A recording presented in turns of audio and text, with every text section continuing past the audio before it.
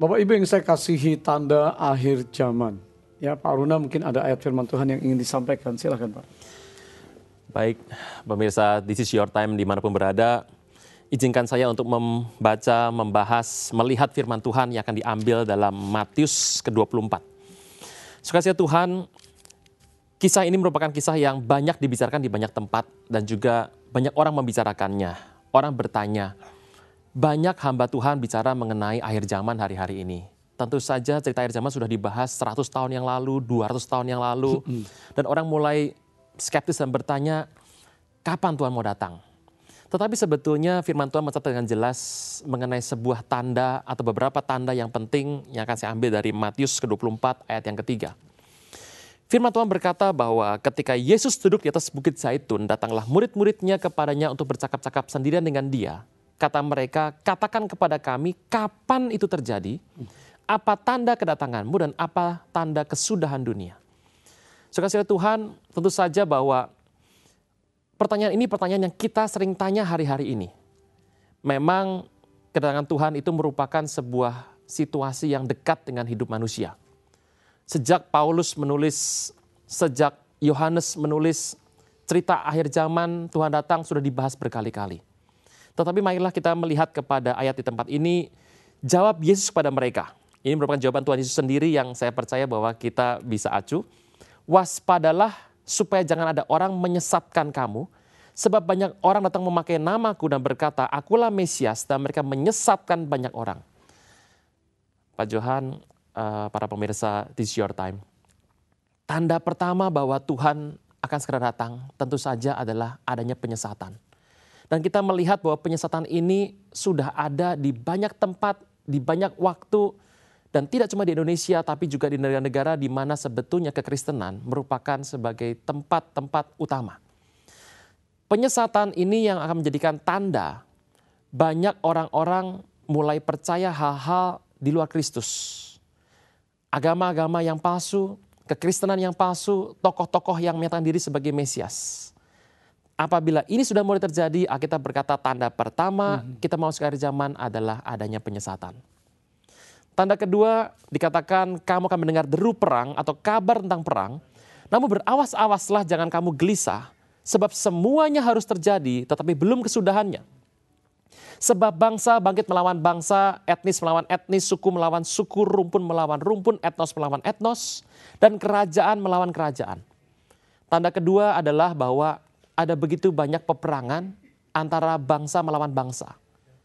Kalau kita melihat banyak orang bertanya apakah peperangan yang terjadi dengan Amerika dengan Afghanistan, Amerika dengan Irak, apakah itu tandanya? Sebetulnya banyak orang juga bertanya apakah nanti Rusia akan menyerang negara-negara yang lain? Alkitab berkata bahwa tanda akhir zaman dimulai dari bangsa melawan bangsa. Kerajaan adalah negara. Tapi dimulai dari bangsa melawan bangsa. Kita tahu bahwa menurut geografis dari peta di masa lampau, dunia ini sebetulnya tidak dibagi menjadi 320 bahasa dengan 240 negara. Tetapi menjadi bangsa. Misalnya, kita melihat bahwa Indonesia dengan Malaysia sebetulnya adalah satu bangsa, satu rumpun. Papua Nugini, Irian Jaya dengan Australia adalah merupakan satu rumpun. Kita tahu Jepang, Taiwan, China, Korea itu juga merupakan satu rumpun. Nah, kita berkata bahwa peperangan yang akan memulai pembukaan akhir zaman adalah antara bangsa dengan bangsa. Saudara Tuhan, mari kita lihat baik-baik hari-hari ini di mana banyak negara mengalami kisruh di setiap secara internal. Kalau kita melihat firman Tuhan berkata tanda kedua adalah terjadi peperangan. Ketiga berkata akan ada kelaparan dan gempa bumi. Kelaparan bicara mengenai krisis. Kita tahu bahwa dunia sudah pernah mengalami krisis kira-kira ada sekitar 6 kali. Tahun 30 depresi besar di Amerika. Kemudian tahun 47 setelah Perang Dunia Kedua. Tahun 73, tahun 87 peristiwa glut minyak banjir di Amerika. Kemudian juga tahun 97 krisis di Asia yang kemudian menyebar di seluruh negara Asia. Dan yang terakhir tahun 2008 di mana subprime mortgage di Amerika memicu terjadinya sebuah krisis ekonomi. Dan hari-hari ini kita masih dihantui lagi dengan krisis yang ada di Yunani, yang ada di Spanyol. Saya percaya saudara-saudara Tuhan bahwa kelaparan, krisis ekonomi menjadi sebuah tanda kita masuk ke akhir zaman. Yang keempat, saya akan sebutkan menurut firman Tuhan dikatakan ada gempa bumi dan wabah sampar di berbagai tempat. Dan ayat 8 luar biasa sekali. Akan tetapi semuanya itu barulah permulaan penderitaan menjelang zaman baru. Oke, saya kira menarik sekali apa yang Pak Bruno sampaikan tentang tanda-tanda akhir zaman. Ya, Pak Johan. Kalau kita tanggap sebagai orang-orang percaya, maka Kristus berjanji dia akan datang kembali. Amin. Betul. Injil adalah keselamatan dari Allah. Kristus datang, Natal kita peringati, lalu Kristus mati, Golgota, cross, salib, lalu Kristus bangkit dari antara orang mati bahwa dia hidup dan dia naik ke surga, lalu dia berjanji dia akan datang kembali. Ya. Nah, saya percaya iman kita dibangun di atas dasar gospel Injil Yesus Kristus, bahwa dia yang sudah menebus kita dari dosa, dia yang menyelamatkan dan dia mengangkat kita untuk menikmati segala kebaikan Tuhan, tapi dia berjanji dia akan datang kembali. Ya, Nah, betul. berita akhir zaman ini seperti Pak Aruna katakan tadi, ratusan tahun dikatakan oleh para nabinya, bahkan Kristus sendiri Ya. yang mengungkapkan itu. Nah Pak, sebenarnya bagaimana sekarang kita bisa melihat dari sisi kacamata firman Tuhan dan kepekaan kita untuk akhir zaman ini, apa yang selayaknya dilakukan oleh orang-orang percaya? Baik, para pemirsa, this is your time. Kita sebagai umat percaya seharusnya bisa lebih peka, lebih mengerti karena kita berkata bahwa kita adalah anak-anak terang. Tanda-tanda itu adalah tanda-tanda yang akan mengawali sebuah masa. Dikatakan sebagai zaman baru atau sebagai Odin. Dikatakan dalam bahasa Yunaninya zaman baru seperti sakit bersalin. Yang akan terus makin lama kan jumlahnya makin banyak. Apa yang harus dipersiapkan? Saya percaya bahwa kita sebagai anak Tuhan harus mempersiapkan hidup kita dalam hidup ini. Apapun yang terjadi. Tetapi satu hal yang penting bahwa baiklah kita kembali pada firman Tuhan, dikatakan bahwa Tuhan berjanji dan tidak akan pernah dia berdusta, dia akan datang. Nah, firman Tuhan berkata dalam Ibrani 13, Pak Johan.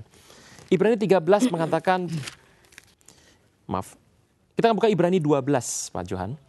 Ibrani 12 pada ayat yang ke-14 dikatakan, berusahalah hidup damai dengan semua orang, kejarlah kekudusan. Sebab tanpa kekudusan tidak seorang pun akan melihat Tuhan. Berusahalah hidup damai dengan Benar. semua orang. Ini Ya. kan sulit ya Pak? Ya, gampang-gampang susah.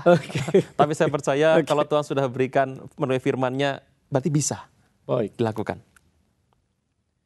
Hidup damai dengan semua orang dan kejarlah kekudusan. Kira-kira apa makna daripada ayat ini Pak Aruna? Jadi sebetulnya untuk hidup damai, itu sebetulnya adalah kembali kepada pribadi kita dengan Tuhan. Dikatakan di sana berusahalah hidup damai dengan semua orang. Di ayat yang lain dikatakan juga bahwa sedapat-dapatnya apabila itu bergantung daripadamu. Tentu saja yang pertama adalah diri kita. Banyak orang terkadang mengatakan saya akan damai dengan dia kalau orang itu. Apabila dia, sekiranya dia melakukan. Tapi firman Tuhan tidak bilang demikian. Harus dimulai dari kita dulu. Bahwa kita harus hidup damai. Orang yang tenang, orang yang damai, kita berkata kita menguasai diri kita, kita bisa berdoa. Banyak orang memulai berdoa, banyak orang mulai menyembah Tuhan, tapi tidak dimulai dengan kata damai. Firman Tuhan berkata, hidup damai. Berarti perdamaian ini dimulai dari Tuhan, Kristus datang memperdamaikan kita dengan Allah. Satu. Benar. Lalu kita diminta untuk berdamai dengan sesama, karena untuk mengasihi Tuhan kita diminta juga hukum yang kedua dan terutama yang kedua juga mengasihi sesama. Betul. Berarti dengan berdamai kita dilepaskan dari satu hukum bahwa untuk mempersiapkan diri kita untuk melihat kedatangan Tuhan itu nomor satu kita masih bersih gitu ya Pak. Ya. Oke. Yang kedua dikatakan kejarlah kekudusan. Matius 5 ayat 8 juga mengatakan bahwa barang siapa suci hatinya akan melihat Allah. Kalau kita melihat ayat ini dikatakan kejarlah kekudusan, berarti mengejar. Banyak orang berkata bahwa saya sudah ikut Tuhan Yesus, saya sudah cukup lama beribadah, saya sudah ke gereja puluhan tahun, bahkan dari lahir saya sudah disebut sebagai orang percaya, orang Kristen. Tapi Alkitab berkata bahwa kita harus mengejar kekudusan. Berarti suatu proses hari demi hari. Sebab tanpa kekudusan, Alkitab menjamin tidak seorang pun akan melihat Tuhan. Dua hal ini merupakan hal, kata dan, dua hal. Hidup damai dan kudus. Itu harus dikejar, kekudusan harus dikejar.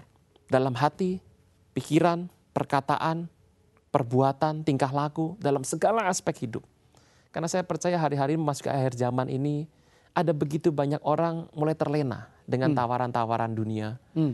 Yang tentu saja lebih mengasihkan, lebih berkilau. Tapi saya percaya bahwa Alkitab menulis tidak pernah salah. Kejarlah kekudusan. Jelas saudara, kita tiap hari harus menjaga hubungan kita damai dengan Allah. Sehingga kita peka melihat tanda akhir zaman. Dan juga kita beribadah, membangun kekudusan kita sesuai dengan Tuhan. Supaya yang maha kudus, dia datang, dia sanggup, dia ingin mengangkat kita semuanya menjadi orang-orang kekasih-kekasih Tuhan. Baik, kita tetap bersama-sama dalam This Is Your Time.